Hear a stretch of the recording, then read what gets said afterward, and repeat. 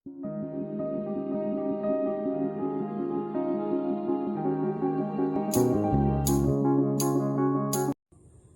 po. Ayan. Ngayon ay maulan na araw, hapon. At nandito ako ngayon sa ating garden, sa aking garden. Kita ko dito ang sili. Ayan.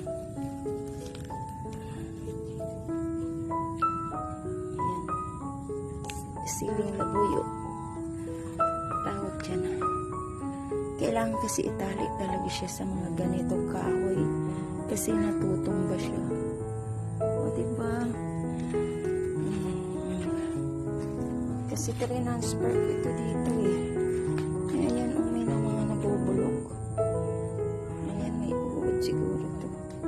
Ihulog na lang natin siya dyan para pag tumubo, edi tumubo siya. Diba? Seeds pa siya. So, ayan, iwan ko ito kung okay lang to. Ayoko namang ilagay siya sa pag hindi siya pang magandang klase. So, yung mga sili na yan, dyan lang. Yan mabulok siya. Kasi, ang dami nga niyang bunga. Tapos, transplant ko dito. So, yan guys. Kakatuwa ang daming bunga. Yan, ang daming bunga guys. Yan, daming bunga. Diba? Tatlo yan, tatlo. 1, 2, saan pa? 3. Yan, dami. Meron pa dito. Ayan. Ang daming bunga guys. Ang daming bunga sili. Ang bell pepper. Tsaka ayan pa siya. Wow. Ayan, diba? Mga malaki na kasi siyang transfer ko. Tapos ito pa. Ayan, dami.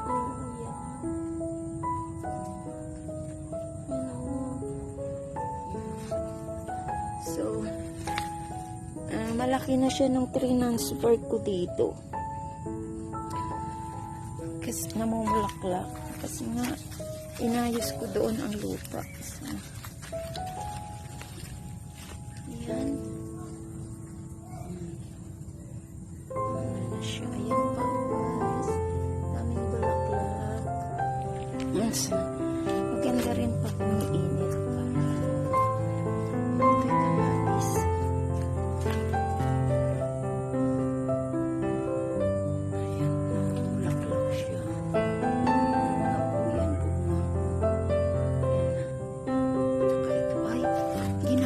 Siya ng yung ampalaya. Teka, tanggalin ko ang ampalaya. Kasi ayoko nang ginagapangan sila ng ampalaya. Ito ayan, ito ay namumulaklak. Ayan. Tapos ng aking paper.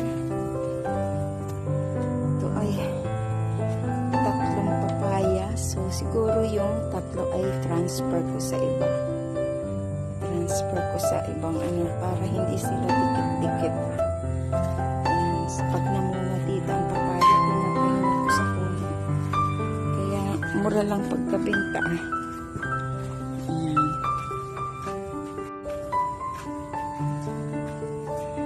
So, nagtanim ako ng papaya dito sa dulo. Pakita ko pala yung mais sa inyo na aking itinanim. Ayan. Nandyan na siya. O, diba? Mais. Tsaka ito pa. Hindi ko alam kung paano lagay ng fertilizer. Diyan ay meron ako dyan kamatis. Nakita ko lang yan sa tabi ng kalsada. Kinuha ko at sabi ko itanim ko dito para maganda. Yan ang lemongrass ko. kasi namamatay ang lemongrass pag sobrang ulan.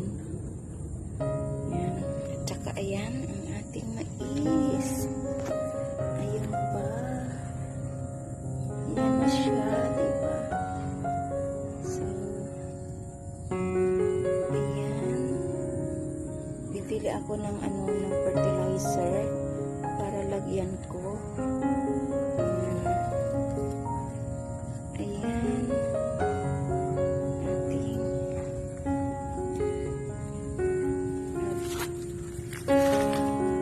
ito at ito. Ayan na siya.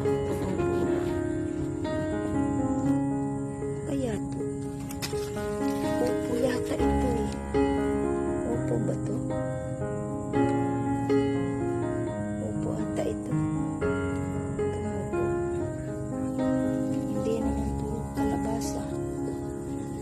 Yan, kasi iba ang kalabasa. So, check natin ito kung ano. Gulay ito. Yan po ang aking punla ng kalabasa.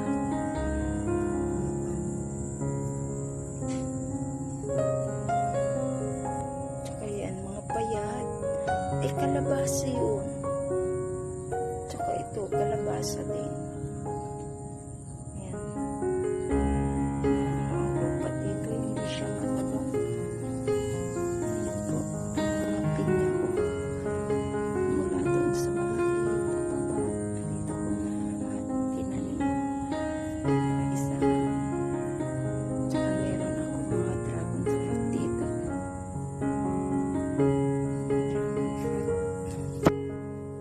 Dragon fruit. Dragon fruit.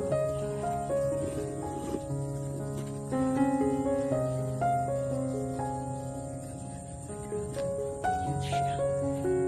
Ayan. Ayan pa siya. Dragon fruit pa din. Ayan siya. Dragon fruit siya. Kailangan mo siyang itali. At iyan ay dragon fruit pa din. Ayan. Dragon fruit siya. Ayan siya. Meron pa dito. Dragon fruit pa din siya.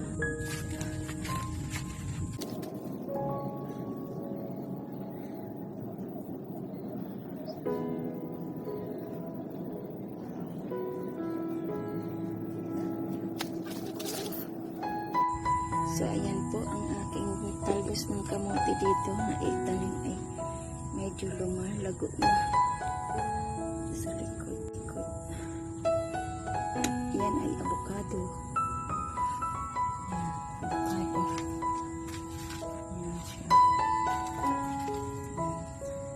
Tagal na yan. Ayan, kasi dati pangit ang lupa ngayon, tinambakan ko siya dyan para lumaki. Ito naman ay banaba. Banaba na may bayabas. So, yan po ang aking tinanim kahapon. Aligbati. Yung papaya na tumataas hindi naman gaano magbibigay ng bunga ay pinutol ko. Tumaas na.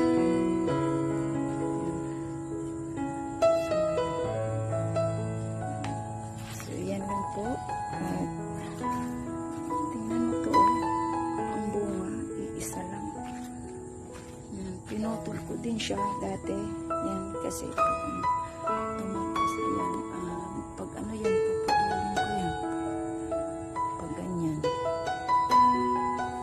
Bakit ganito? Bakit ganito? Tulis. So, ito dito yun. Grabe ang talahib dito, di ba? Siya o maputik.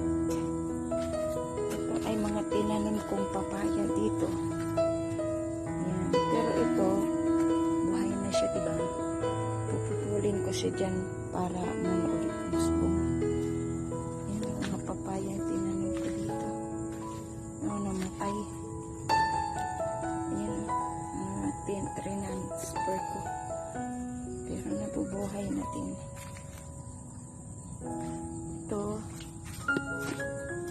saging ito.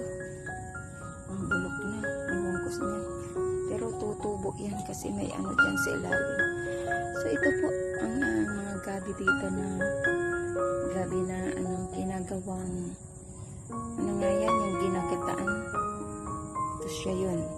Ayan, ito yun ang gabi na laing. Yung doon, gabing laing.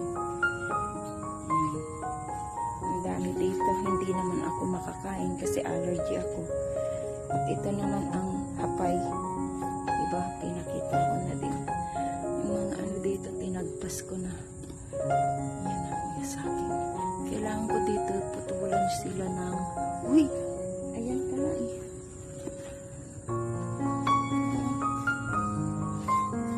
Saging yan, diba?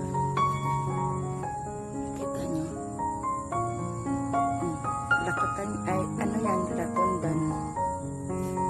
Latondan. Ayan siya. At tingnan mo ang kanyang tangkay. Ang dahon ay parang pink.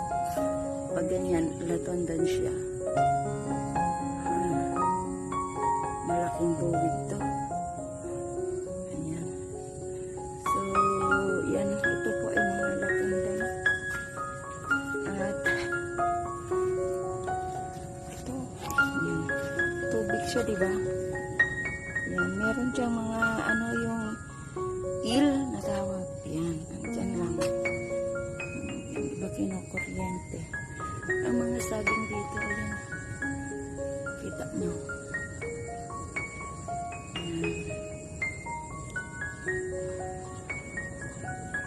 Yan ang dami. Ang dami dito bunga ng saging. Ayan. Bunga din yan. Ang dami. Ang dami dito mga saging. Ayan. Yan. Isang buwik. Ang laki. Ang haba. So, meron pa doon. Yung patumba na. Patumba na. Mabigat siguro. Ayan, mabigat. Ayan po. Saging din yun. Ayan. Di ba ang dami? Sa akin lahat yan. Yung saba ko hindi pa nabunga. So, ayan po. Dito, ito yung aking nagkakaabalahan. Ako talaga ang nagtanim niyan. Ako ang nagtanim. Yan pa oh. Saging pa. Sa pagkadami dito ng saging po. O diba? Pag kayo magtanim, kahit isang beses, isang buwan, sa isang taon, meron kayong 12 na saging. Pag ang isang puno ay dumami ay maano siya, sumasaha o nagkakaroon ng ganyan. No? Tapos sabay-sabay magbunga. O diba? Saan ka pa? Parang ang pensyonada. Maliit nga lang na pera. Pero, nakakatuwa. Pero, ngayon ko lang alam na ang pagtatanim ay stress reliever. Ito yung aking mga gabi na hapay. So, yan lang po. Medyo mahaba na. Bye-bye po. Bye-bye. Sa susunod ulit. Bye!